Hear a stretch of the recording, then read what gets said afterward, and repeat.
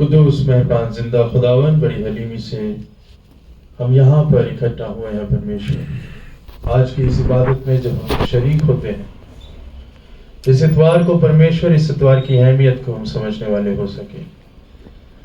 गुजरे साल को परमेश्वर आज हम याद करते हैं और आने वाले साल के लिए मनों को तैयार करते हैं। परमेश्वर, आज का जो कलाम मैं बोलता हूँ, मैं नहीं, मेरे जरिए आप बातचीत करें। हर एक को जो यहाँ पर आया है, आप अपनी आवाज से परमेश्वर अपने पैगाम को उन तक पहुंचाएं। सबको आपके हाथों में सौंपते हैं और इस दुआ को खुदावंद यीशु मसीह के जिंदा, पाक और मुबारक नाम में होकर मांगते हैं, आमीन।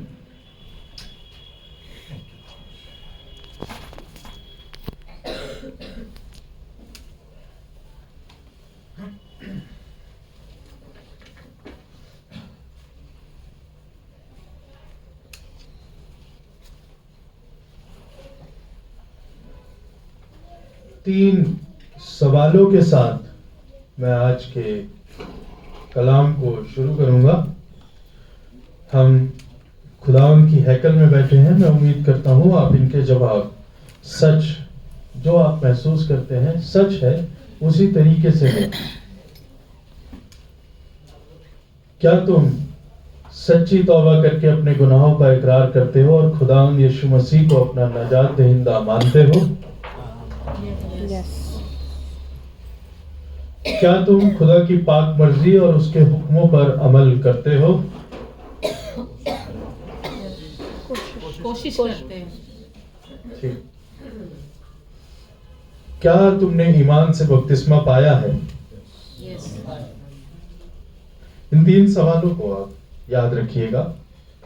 कलाम के अंत में ये तीन सवाल मैं आपसे फिर पूछूंगा। आज जो है 31 तारीख की इबादत है। इस साल 31 तारीख जो है वो संडे के दिन पड़ गई है, लेकिन 31 दिसंबर की खास इबादत भी होती है, जिसे हम क्या कहते हैं? Watch night service. Watch night service क्यों कहते हैं उसको? उसके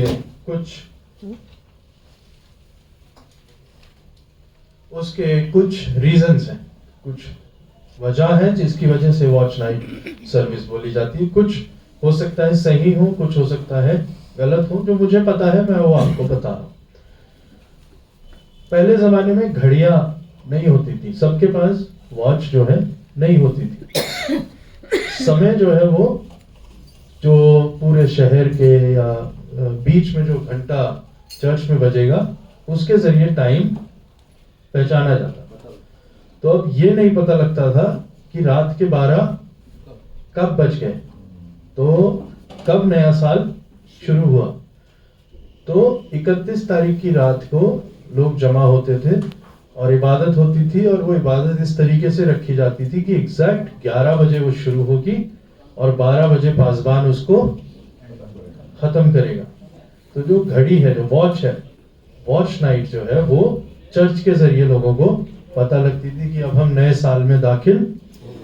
तो उस इबादत के आखिर में 3 बारी सवाल किया जाता था। जब 3 मिनट रह जाते थे 12 बजने में, तो एक सवाल कलीसिया, रिवायत थी, ये ट्रेडिशन था, कलीसिया पासबान से तीसरे मिनट पे सवाल करती थी कि रे पासबान, अब नए साल को कितना समय है? तो पासबान बोलता था 3 मिनट। फिर 1 मिनट खामोशी में जाता था। फिर वो सेम सवाल पूछते थे, हे पासबान, अब नए साल को कितना समय है? पासबान बोलता था 2 मिनट। और उसके बाद फिर 1 मिनट खामोशी में जाएगा। फिर आखिरी मिनट में वो आते थे, पूछते थे, हे पासबान, अब नए साल को कितना समय है? तो पासबान फिर जवाब देता था 1 मिनट। फिर एक खामोशी होती थी और 12 जो घंटे हैं वो बजे, और उसके बाद सब एक दूसरे को नए साल विश करते थे। ये वॉच नाइट सर्विस इस तरीके से मनाई जाती थी। लेकिन सब चर्चेस इसको नहीं मानते थे। कुछ चर्चेस को मानते हैं, कुछ चर्चेस को नहीं मानते हैं। Watch night service Methodist church में इंपॉर्टेंट है। मेथोडिस्ट चर्च में जॉन वेस्ली जो है वो 31 दिसंबर की जब भी इबादत होती थी, वो परमेश्वर के साथ जो आपका रिश्ता है उसको वापस मजबूत करने के लिए इस इबादत को रखा करते थे कि तुम याद रखो तुम्हारा परमेश्वर के साथ कैसा रिश्ता है। इसे कहते हैं कवनेंट रिन्यूअल। जो हम वाचा बांधते हैं परमेश्वर के साथ, उसको रिन्यू 31 दिसंबर को वो करवाते थे। तो 1751 से watch night service Methodist church में वो इस पर जोर देते थे। वॉच नाइट सर्विस जो है वायदे के ऊपर, जो परमेश्वर से वायदा परमेश्वर ने किया है, हमने परमेश्वर के साथ किया, उसको रिन्यू करने की एक इबादत ये होती थी। नए साल की सर्विस में जब हम जाते हैं तो उस दिन एक गीत जरूर गाया जाता है, हर चर्च में गाते हैं नए साल के दिन। कौन सा गीत है वो? अपनी नजर मालिक मेरे, अपनी नजर नजर मालिक मालिक मेरे। मेरे। अब कुछ लोग अब नजर बोलते हैं उसको, क्योंकि हिंदी में ऐसा लिखा हुआ है। एक्चुअली वर्ड है एबेनेजर, एबेनेजर मालिक मेरे। उसी को आज के कलाम के लिए लिया गया है।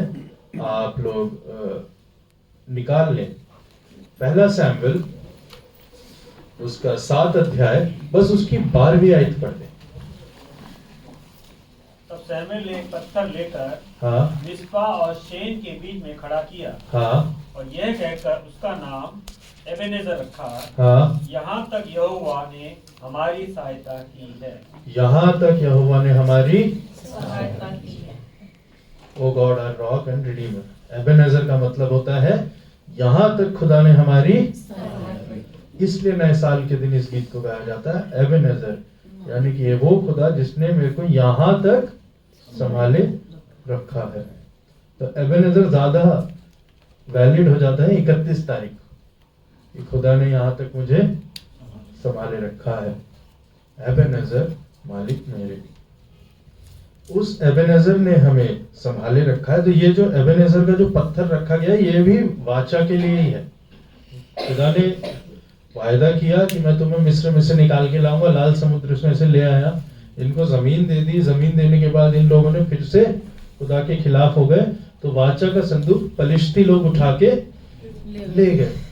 उसके बाद लोग वापस आए कि हे शैमुएल, ये फलिश्ती लोग जो है, इन लोगों ने बुरा हाल कर दिया है, हम खुदा की तरफ वापस मुड़ेंगे और इन लोगों से हमें छुटकारा दे। तो जब ये लोग वापस जीत जाते हैं, तब शैमुएल इनको वो वायदे याद दिलाता है जो पहले परमेश्वर के साथ इनके बाप दादाओं ने किए थे, कि इस बात को याद रखो, आज के दिन तक भी परमेश्वर ही तुम्हें संभाल रहा है। एक बार, ये मैंने कहानी पहले भी बताई होगी या सुनी है मैंने, अकबर और बीरबल दोनों को सब लोग जानते हैं। अकबर ने बीरबल से पूछा कि एक ऐसी लाइन या ऐसी बात बताओ जो मैं दुख के समय सुनूं तो मुझे खुशी हो, और खुशी के समय सुनूं तो मुझे दुख हो। तो बीरबल ने कहा कि एक दिन का वक्त मुझे दिया जाए। नेक्स्ट डे जब बीरबल आए और अकबर से बोला, तो उन्होंने एक ऐसा सेंटेंस बताया जिसे जब भी अकबर सुनेगा तो खुशी में उसे दुख होगा और दुख में उसे खुशी होगी। वो सेंटेंस, वो वाक्य ये था कि ये वक्त भी गुजर जाएगा। तो जब भी इसको आप खुशी में सुनेंगे तो आपको दुख होगा, और दुख में सुनेंगे तो आपको खुशी। ये वक्त भी और ये साल भी गुजर जाएगा। This too shall pass। ये तो 31 तारीख का इतवार वॉच नाइट के बारे में बता दिया, लेकिन क्रिसमस के जस्ट बाद वाला जो इतवार होता है, क्रिसमस के अगला जो संडे होता है, इस साल 31 को पड़ गया, नहीं तो कभी 26, कभी 27, कभी 28, ऐसे कभी ना कभी पड़ता है। एक संडे जरूर पड़ेगा 25 के बाद। तो जो 25 के बाद का जो संडे पड़ता है, वो लूका 2 उसकी 25 से 38 आयत पे हम फोकस करेंगे। ये वो दिन था जब यीशु मसीह को पहली बार मंदिर में ले जाया गया। यीशु बालक, छोटे बच्चे को। तो ये वो भी इतवार है जो आज के दिन पड़ता है। यीशु मसीह का मंदिर में क्या लिखा है वहां 22वीं आयत पे, यीशु का मंदिर में अर्पण। अब यहाँ पे 2 कैरेक्टर है, 2 लोग हैं। कौन कौन है? पहला है शमौन, दूसरी है हन्ना। ठीक है। शिमोन जो है वो परमेश्वर के मंदिर में है। दोनों के साथ एक ही चीज हो रही है, लेकिन दोनों की स्टोरी से आपको सीखने को मिलेगा ये साल खत्म होने पे हमसे क्या रिलेशन है। दोनों के साथ सेम चीज हो रही है। शमौन भी उस मसीहा का वेट कर रहा है जो आएगा, हन्ना भी उस मसीहा का वेट कर रही है जो आएगा और यहूदियों को छुटकारा देगा। अब शमौन जो है, जो मंदिर में वेट कर रहा है, उसको पवित्र आत्मा ने एक बात बोली हुई थी, क्या? जब तक तू मसीहा को देखेगा नहीं तब तक तू मृत्यु को ना देखेगा। तो इसका मतलब शमौन को पहले से पता था कि कभी ना कभी तो मैं देखूंगा इसको और देखकर ही मरूंगा। उसको पहले से पता है। शमौन के पास यीशु मसीह लाए जाते हैं। जब वो लाए जाते हैं तो वो एक गीत छोटा सा बोलता है कि हे परमेश्वर तू जातियों के ऊपर राज करेगा। आपको वो गीत जो है 29 से 32 आयत में मिलता है। वो गीत एक गा देता है और वो खुश है। खुश किस लिए? क्योंकि उसके साथ जो वायदा किया गया वो पूरा हो गया। ये शमौन है। इसी के बाद जब आप 36वीं आयत से पढ़ते हो तो वहां पर एक विधवा है ना? विधवा ही है ना? अशेर के गोत्र में से हन्ना नामक पनुएल की बेटी एक भविष्यवक्तिनी थी। वे बहुत बूढ़ी थी और विवाह होने के बाद 7 वर्ष अपने पति के साथ रह पाई थी। मतलब वो विधवा थी। ठीक है, वो 84 वर्ष से विधवा थी। 36-37 शिमोन है जिसको पता है और वो वेट कर रहा है। और ये एक प्रॉफिटेस है, भविष्यवक्तिनी है और ये विधवा है। 84 साल से तो ये अपने हस्बैंड के मरने के बाद मंदिर में रह रही है। 84 7 साल जो है इसकी शादी चली। कितने हो गए? 91। और उस जमाने में लगभग 14 से 16 साल की उम्र में शादी होती थी। तो ये कितने साल की हुई? 105 106। बहुत ही बुजुर्ग है। लेकिन इसको ये नहीं पता था कि ये मसीहा को देखेगी। इसको नहीं पता था। पर इसको भी प्रभु यीशु मसीह का दर्शन हुआ और इसने वो गवाही दी। ये 2 कैरेक्टर्स जो मैंने लिए हैं, दोनों की जिंदगी में 2 चीजें हैं। पहली चीज है इंतजार और दूसरी चीज है आशा। Waiting and hope. Shamaun wait कर रहा है, उसे पता है कि ऐसा मैं देखूंगा। वेट हन्ना भी कर रही है, लेकिन उसे नहीं पता होगा कि नहीं होगा। लेकिन आशा दोनों के पास। मेरी बात समझ आई है? इंतजार दोनों कर रहे हैं। एक को पता है कि ये होगा और एक को पता नहीं कि होगा कि नहीं होगा, लेकिन होप दोनों कर रहे हैं। हम लोग भी या तो आप जानते हैं कि आपकी जिंदगी में ये बरकत आएगी, या आप उम्मीद करते हैं कि खुदा ये बरकत मेरी जिंदगी में दे। ठीक है, एग्जाम्पल देता हूं मैं। हमारे चर्च में बहुत से लोग हैं जो इंडिया से बाहर जाने के लिए अप्लाई करते हैं, है ना? तो किसी का प्रोसेस हो चुका है, उनका वीजा आना ही है, उसे पता है कि मेरा वीजा आएगा। और एक है जो प्रोसेस में लगा हुआ है, वो उम्मीद पे है कि ये हो जाए। आप गाड़ी लेना चाहते हैं। कुछ है जिनको पता है इस साल मैं नई गाड़ी खरीदूंगा, और कुछ है वो अपनी पुरानी गाड़ी या स्कूटर को देख के कह रहे हैं गाड़ी की जरूरत है, खुदा तू ये गाड़ी कर दे। आशा दोनों को है। एक को पता है हो जाएगा, और एक को उम्मीद है कि पता नहीं होगा कि नहीं होगा, पर मेरी आशा खुदा के ऊपर है। ये जो पूरा साल आपका गुजरा है, बहुत सी चीजें होंगी जो आपने सोची होंगी कि वो होंगी। इस साल मैं ये कर दूंगा, इस साल ये पूरा हो जाएगा।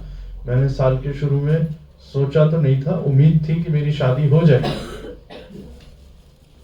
पर वो हो गई।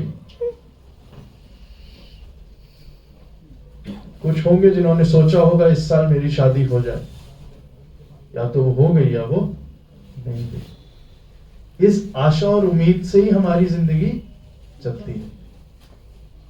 या तो आप उस बरकत को उम्मीद के साथ वेट कर रहे हैं, या आपको पता है कि वो आपको मिल जाएगी। ये दो ही टाइप के इंतजार है, या तो हम हन्ना है या हम शिमोन है। बाइबल में भी कुछ कैरेक्टर्स ऐसे हैं जिनको नहीं पता था वो क्या कर रहे हैं, और कुछ कैरेक्टर्स थे जिन्हें पता था वो क्या कर रहे हैं, पर उनकी बरकतें उन्हें जीते जी मिली ही नहीं। दो एग्जाम्पल मैं दूंगा। पहला एग्जाम्पल मैं देता हूं रूथ का। रूथ की कहानी सब लोग जानते हैं। रूथ की पुस्तक, जो उसकी सास नौमी होती है, वो कहती है कि तू यहां से चली जा। रूथ उसे क्या जवाब देती है कि जहां तू जाएगी वहां मैं जाऊंगी। खुदा की बात को मान रही है वो, और वो नाओमी के साथ वापस आ जाती है। कुछ उम्मीद, कुछ आशा उसे होगी या नहीं होगी, लेकिन उसका जो रिवॉर्ड है वो कहां पे जाके मिलता है? वो मिलता है मत्ती की इंजील, उसका पहला अध्याय, उसकी 5वीं आयत में। और रूथ की किताब आपको पुराने नियम में मिलेगी। मत्ती की इंजील, उसका पहला अध्याय, उसकी 5वीं आयत को ही पढ़ दे।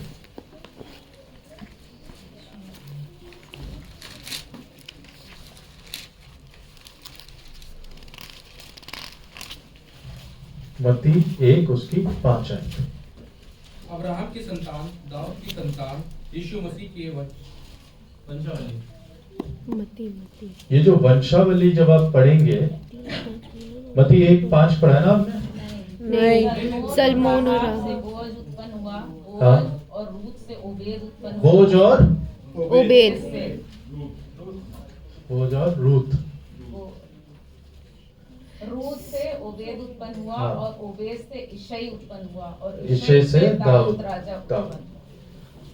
आप जब इस पूरी जेनेलॉजी को पढ़ेंगे तो इसमें फीमेल नाम नहीं मिलेंगे, कुछ ही नाम मिलेंगे, राहब और रूथ को कहां जाके बरकत मिलेगी? जब भी यीशु मसीह की वंशावली गिनी जाएगी, उसमें किसका नाम होगा? ये डिसीजन, उसका एक छोटा सा डिसीजन था कि नौमी के साथ में जाऊंगी। इस बरकत को क्या वो देख पाई नहीं। या उम्मीद कर पाई? लेकिन बरकत उसके लिए रखी हुई थी।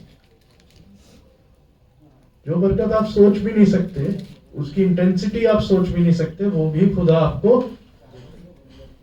देगा। उम्मीद कर भी नहीं पाए तो भी मिल रही, और उम्मीद कर रहे हो तो भी खुदा देने की ताकत रखता है। एक और एग्जाम्पल लूंगा। रूथ को तो पता ही नहीं था। क्या पौलुस पे आते हैं। रोमियो की पत्री, उसका 9वां अध्याय, उसकी 1 और 2 आयत। रोमियो की पत्री, उसका 9वां अध्याय, उसकी 1 और 2 आयत। मैं मसीह में सच कहता हूँ, हाँ मैं झूठ नहीं बोल रहा, हाँ और मेरा विवेक भी पवित्र आत्मा में गवाही देता है हाँ कि मुझे बड़ा शोक है, हाँ और मेरा मन सदा दुखता रहता है। हाँ, मुझे बड़ा शौक है और मेरा मन सदा दुखता रहता है। पौलुस का मन क्यों दुखता है? इसके आगे जब आप पढ़ोगे 3री, 4th, 5वीं आयत, मैं बस बताऊंगा आपको।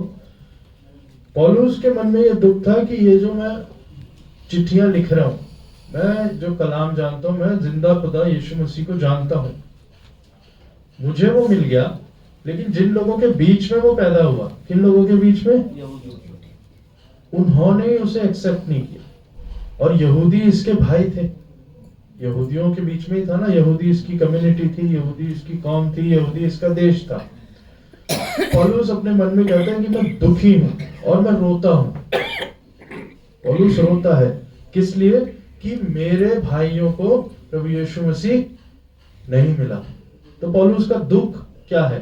दुख ये है कि जो बातें उद्धार की हैं, जिंदा खुदा की हैं, वो उन लोगों को मिली ही नहीं जो खुदा की चुनी हुई कौम है। और इस दुख में वो रोता है कि मेरा मैसेज यहूदियों तक नहीं पहुंचा। मेन आर्ग्यूमेंट पौलुस का यही है, मेरा जो मैसेज है, जो मैं खत लिखता हूं, जो कलाम को मैं जानता हूं, वो यहूदियों तक।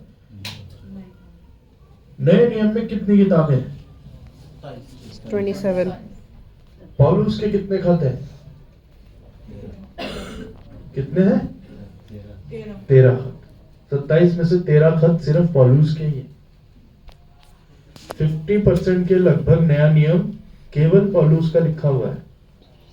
पौलुस जब इन खतों को लिख रहा होगा, उसने कभी भी उम्मीद की कि एक दिन खुदावंद का वचन इकट्ठा होगा और उसमें 13 किताबें सिर्फ मेरे ही नाम की हैं।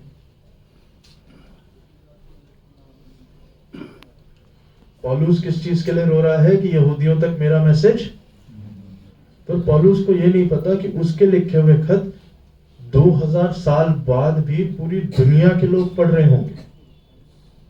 हम यहां पढ़ रहे हैं, कोई अमेरिका में पढ़ रहा है, कोई इंग्लैंड में पढ़ रहा है, और हमारे दादा भी पढ़ रहे थे, हमारे पिताजी भी पढ़ रहे थे, हम भी पढ़ रहे हैं, हमारे बच्चे भी। पौलुस रोता है कि ये बातें यहूदियों तक, पर खुदा कह रहा है मैं वहां तक ले जाऊंगा जहां तक तुम। पौलुस को भी उम्मीद नहीं थी कि ये बरकत मुझे मिलेगी। रूथ है जिसको पता ही नहीं कि वो क्या करती है और वो नौमी के साथ चली जाती है। पौलुस है जिसे पता है कि ये खत मैं किस लिए लिखता हूं कि परमेश्वर के कलाम की मनादी हो, लेकिन उसको ये नहीं पता कि किस तरीके से खुदा काम करेगा। हम वापस शिमोन और हन्ना पे आ जाते हैं। आने वाला साल आपके लिए क्या लेकर आया है किसको पता है? किसी को भी नहीं पता, लेकिन आशा हम सबकी है। आशा हम सबकी है ना कि खुदा मेरे को संभालता आया है तो आगे भी, तो मतलब आपको पता है कि खुदा संभालेगा। लेकिन आने वाले साल के लिए मैं पूछूं भैया क्या होगा अगले साल, तो किसी को पता है? कई जगहों पर हम हन्ना है और कई जगह पर हम इन्हीं के बीच में हम भी चल रहे हैं। और खुदा के 2 वायदे मैं पढ़ूंगा। यिर्मयाह की पुस्तक उसका 29 अध्याय उसकी 11 है।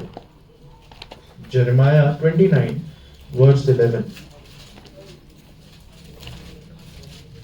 एक प्रॉमिस है जो खुदा ने हमसे किया है। यिर्मयाह 29:11 क्योंकि यहोवा की यही वाणी है हाँ। कि जो कल्पनाएं मैं तुम्हारे विषय में करता हूँ हाँ। मैं उन्हें जानता हूँ। हाँ। वह हानि की नहीं वरन कुशल की है, और अंत में तुम्हारी आशा पूरी करूंगा। अंत में तुम्हारी आशा मेरी योजना तुम्हारी योजनाओं से अच्छी है, तुम्हारे लाभ की है। और तुम जो आशा रखते हो कि खुदा मेरे को गाड़ी चाहिए, मैं वो पूरी करूंगा। ठीक है, इस वायदे के साथ एक और आयत पढ़ेंगे तो ये और पक्की हो जाएगी। मत्ती की इंजील 24 और 35, 24 अध्याय की 35 आयत। Matthew chapter 24 verse 35। मत्ती की इंजील 24 अध्याय उसकी 35 आयत। खुदा ने योजनाएं बनाई है और आपकी आशा पूरी करेगा। अब 24वें अध्याय की 35 आयत जब आप पढ़ते हो वहां क्या लिखा है? आकाश और पृथ्वी टल जाएंगे, आकाश और पृथ्वी टल जाएंगे परंतु मेरी बातें कभी नहीं तो टलेंगे। गारंटी हो गई कि खुदा ने जो आपके लिए योजना रखी है वो अच्छी है, और खुदा जो पूरी करेगा तो आपके लिए अच्छा ही होगा। यह आपको एक एनकरेजमेंट देता है आने वाले साल के लिए, है ना।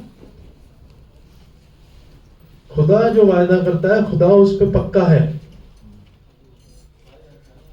हम सब यहाँ जो बैठे हैं, किस किस ने बपतिस्मा लिया हुआ है? सबने बपतिस्मा लिया है? मैं फिर से आपसे वही 3 सवाल करूंगा।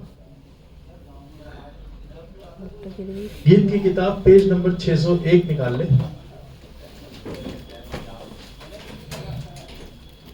सब निकाल ले। गीत की किताब पेज नंबर 601।